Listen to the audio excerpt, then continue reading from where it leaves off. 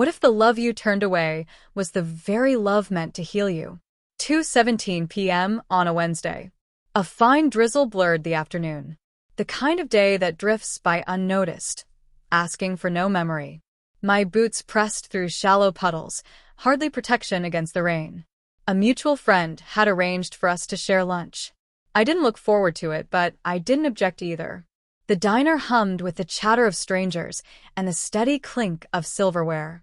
He wasn't the loudest in the room, not even close, yet his laugh, raw, unpolished, caught me like a spark in the quiet. His name was Noah. There was no rehearsed charm, no calculated effort, only presence, genuine, steady, unforced. When I spoke, he listened, not with the distracted nods people often give, but with a focus so intent it felt disarming. His questions weren't idle curiosities. They carried care, a desire to understand. I mentioned my beagle in passing, thinking nothing of it. 3 days later, a photo arrived, a small beagle-shaped keychain. Beneath it, his words, "This made me think of you." Nothing extravagant, just thoughtful, just him. I smiled, but pushed it aside. Not because he didn't interest me, but because admitting that felt dangerous.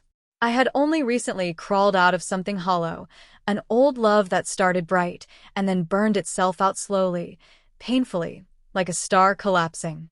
No betrayal, just erosion. It had drained me until I was wary of anything that seemed too easy. Noah, with his quiet gestures, never forced his way into my life. He simply left space and invited me to fill it. Songs he thought I might like. A gentle check-in, never prying. Eventually, I agreed to dinner. A small bistro, tucked into a cobbled corner of the city, its air scented with rosemary and rain. He held the door, pulled out my chair, and never once touched his phone. It all felt natural, too natural. I was used to love as a puzzle, delayed replies, half answers, the constant math of figuring out where I stood. With Noah, there was no decoding. And somehow, that unsettled me. We kept meeting, no rules, no pressure. He let things unfold. But I, still carrying the weight of someone else, held part of myself behind glass. Whenever he reached deeper, I deflected, changed the subject, hid behind humor. He saw through it. One evening, under the soft glow of city street lamps, he stopped. His eyes steady, voice quiet. "You don't have to guard yourself with me. I'm not here to hurt you." I smiled faintly, but said nothing.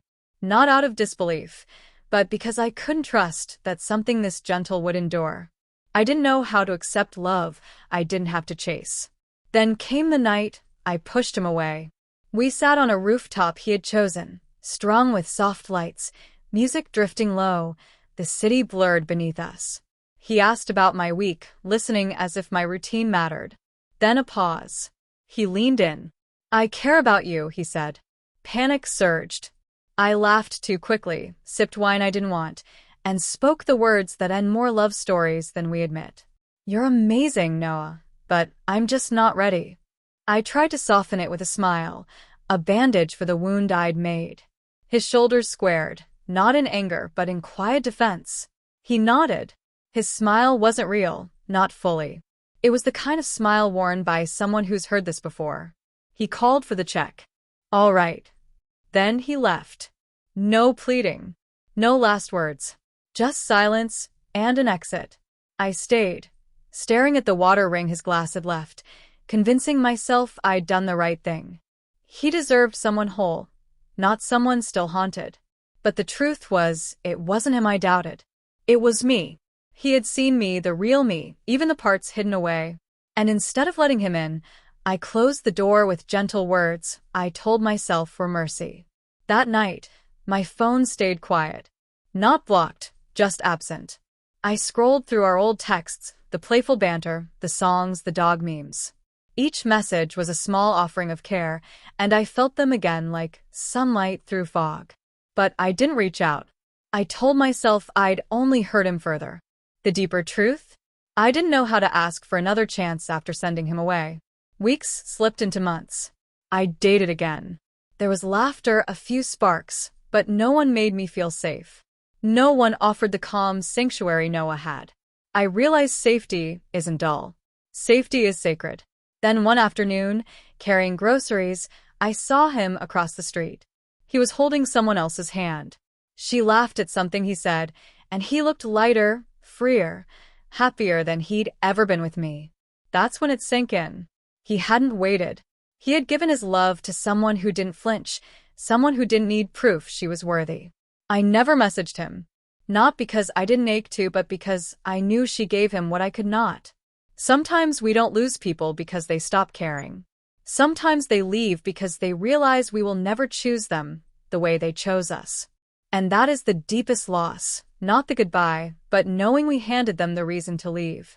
So, if you're ever lucky enough to sit across from someone who sees you, not the polished version, but the one you try to hide, and your first instinct is to run, don't.